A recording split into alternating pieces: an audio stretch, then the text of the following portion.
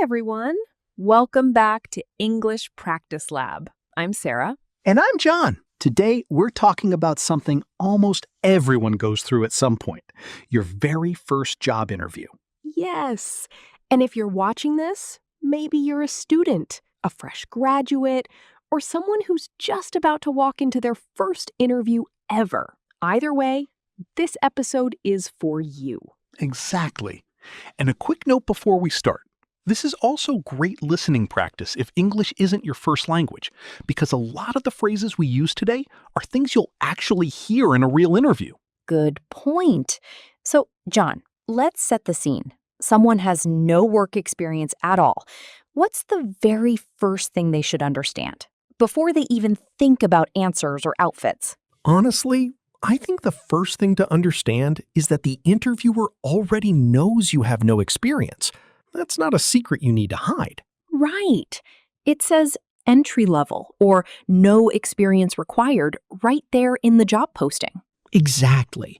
So instead of spending the whole interview apologizing for something they already expect, focus on what you do bring to the table. Which is basically our first tip. Know your own story. Before the interview, sit down and actually think about who you are. What are you good at? What do you care about? Why does this particular job interest you? I like to tell people to write it down. Seriously, grab a notebook and answer 3 questions. What am I good at? What do I enjoy?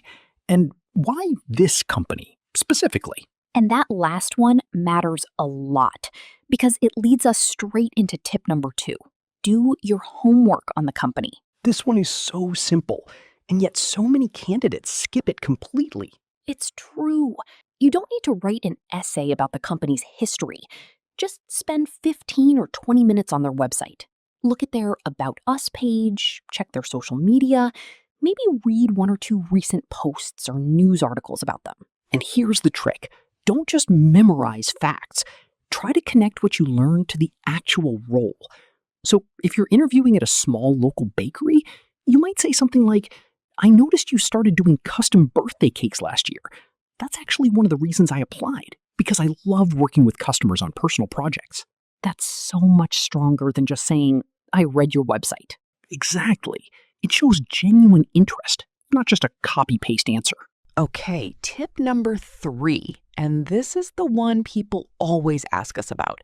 How do you actually answer the common interview questions?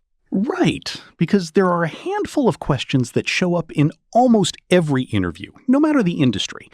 Things like, tell me about yourself. Why do you want this job? What are your strengths? And the classic, what's your biggest weakness? That weakness question is brutal for a first-timer. It really is. But here's a trick. Don't panic and don't lie. A lot of people say something fake like, I'm too much of a perfectionist. And interviewers hear that constantly. It sounds rehearsed. So what should someone say instead? Pick something real, but frame it around growth. For example, I used to get nervous speaking in front of groups, so I joined a public speaking club at school, and now I'm much more comfortable presenting. That shows self-awareness and effort to improve. I love that structure. Name the weakness, then show what you did about it. Exactly. And for tell me about yourself, keep it short. Present, past, future. Who you are now, a quick relevant background, and what you're looking for next, not your entire life story. Perfect. Now, tip number 4 is something we always tell our students. Practice out loud, not just in your head. This is huge. A lot of people think about their answers, feel confident, and then completely freeze up the moment someone actually asks them the question. Because thinking an answer and speaking an answer use completely different muscles. Right. So do a mock interview. Ask a friend, a parent, a sibling, anyone to sit across from you and ask the common questions. Or honestly, just do it in front of a mirror. Or record yourself on your phone. Recording yourself sounds a little uncomfortable, but it's incredibly useful.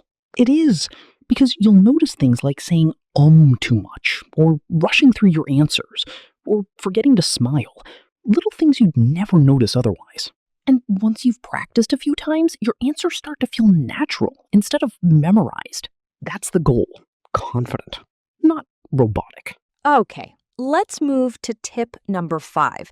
And this is a very practical one. What you wear and how you show up. First impressions really do happen fast, sometimes within the first few seconds. So, how should someone decide what to wear if they've never worked before and have no idea what's normal for that workplace? Great question. Look at how the company presents itself. If it's a corporate office, lean professional. A button-down shirt, simple trousers, maybe a blazer. If it's a more casual, creative environment, you can dress a little more relaxed, but still neat and put together. When in doubt, it's usually safer to be slightly overdressed than underdressed. Completely agree. And beyond clothing, think about timing too. Aim to arrive around 10 to 15 minutes early, not an hour early, and definitely not late. 10 to 15 minutes is that sweet spot. It shows you're reliable without making the interviewer feel rushed to see you. And one small thing people forget? Silence your phone completely before you walk in. Not just on silent mode with notifications popping up, actually off or on Do Not Disturb. Nothing kills the mood of an interview like a phone buzzing on the table. Exactly. Small detail, big impression. Now let me talk about tip number 6, which is all about body language, because this is something people often forget about completely. Right, because it's not only about what you say, it's about how you say it. Sit up straight, keep your shoulders relaxed, and make eye contact when you're speaking and listening. And if you tend to get nervous and fidget, biting your nails, tapping your leg, playing with your hair, try to notice that in your practice sessions so you're aware of it on the day. A firm handshake helps too, if that's appropriate in the culture you're interviewing in. And smiling, genuinely smiling, not a forced one, instantly makes you seem more approachable. I also think pausing before you answer a hard question is underrated. A lot of first-time candidates feel like they need to answer instantly, so they rush and ramble. Totally. It's completely fine to say, "That's a great question. Let me think about that for a second." Taking 2 or 3 seconds to gather your thoughts makes you look composed, not unprepared. Which brings us nicely to tip number 7, the questions you ask at the end. This is the part people almost always forget to prepare. And then the interviewer says, "Do you have any questions for me?" And there's this awkward silence. So what should someone actually ask, especially with no experience to reference? I always suggest having 2 or 3 questions ready and making them specific rather than generic. Instead of asking, "What's it like working here?" Try something like, "What does success look like for someone in this role during the first few months?" That's such a strong question, because it shows you're already thinking about how to do well, not just whether you'll get hired. Another good one is asking about the team you'd be working with, or what the next steps in the hiring process look like. It shows genuine curiosity and confidence. Avoid asking about salary or vacation days too early, though. Save that for later in the process, once there's more of a real conversation happening about an offer. Good reminder. And our final tip, tip number 8, is something so many people skip entirely. Follow up after the interview. Yes, a short thank you message can genuinely make a difference. It really can. Within a day of the interview, send a short email thanking the interviewer for their time, mentioning one specific thing you talked about, and restating your interest in the role. It doesn't need to be long. Something like, "Thank you again for taking the time to meet with me today. I really enjoyed hearing about the new project your team is launching, and I'm even more excited about the opportunity to contribute. Looking forward to hearing from you soon." Short, warm, specific. That's the formula. Before we recap, John, I want to add one more thing, because so many first interviews these days actually happen online rather than in person. That's a really good point. The rules don't completely change for a video interview, but there are a few extra things to think about. Like what, exactly? Test your equipment the night before. not 5 minutes before the call. Check your camera, your microphone, and your internet connection. Nothing feels worse than joining a call and realizing your audio is cutting out. And think about what's behind you, too.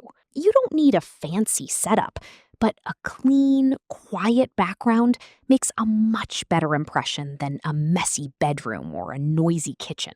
Lighting matters more than people expect as well. Sit facing a window or a lamp so your face is clearly visible instead of sitting in shadow. And here's something people forget. Look at the camera when you speak, not at your own face on the screen. It feels a little strange at first, but it creates the effect of real eye contact. Good tip.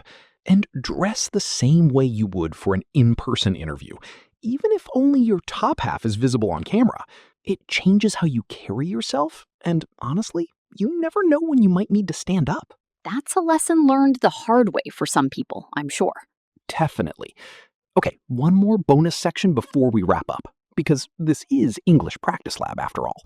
Let's go through a few useful phrases you can actually borrow for your own interview. I love this idea. Let's do it. First one, instead of just saying, I don't have experience, try saying, while this would be my first role in this field, I'm a fast learner, and I'm genuinely excited to build these skills. That reframes the gap as enthusiasm rather than a weakness.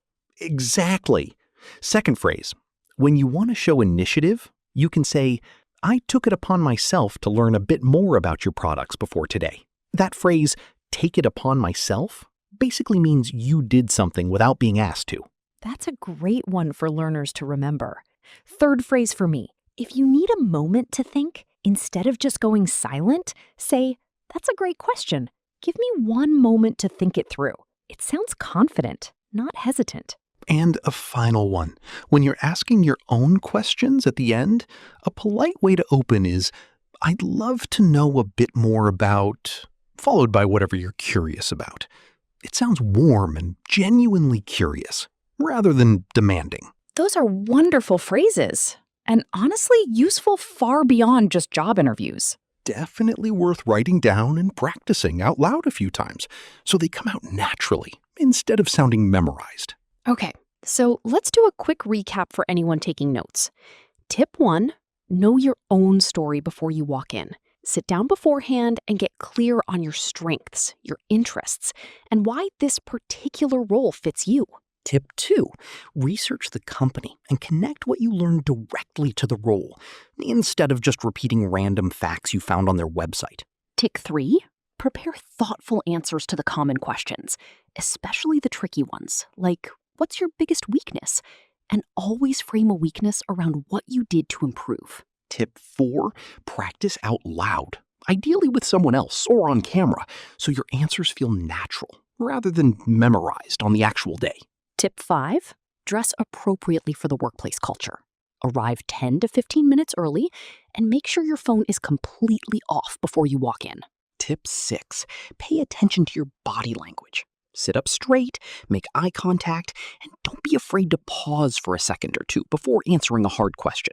Tip 7, prepare 2 or 3 smart, specific questions to ask at the end instead of staying silent when they ask if you have any questions.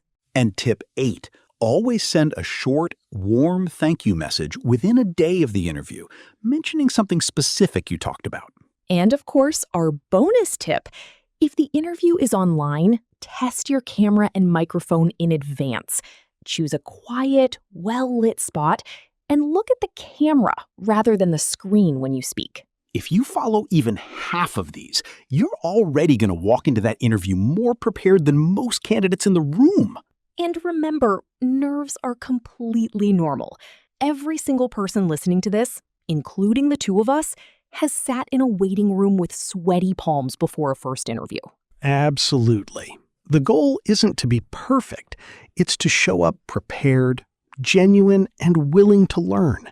Interviewers can usually tell the difference between someone who's faking confidence and someone who's simply well prepared. So take a breath, trust the preparation you've done, and let your personality come through. That's honestly what most hiring managers are looking for from a first-time candidate anyway.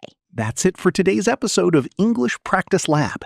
If this helped you get ready for your own interview, do us a favor and hit that subscribe button so you don't miss our next episode. We publish new episodes regularly, covering everything from workplace English to everyday conversation skills, so there's always something new to practice with us. And if you have your own first interview coming up soon, drop a comment and let us know. We genuinely love to hear how it goes, and we might even feature your story in a future episode. Good luck out there, and we'll see you in the next one. Take care, everyone, and go get that job.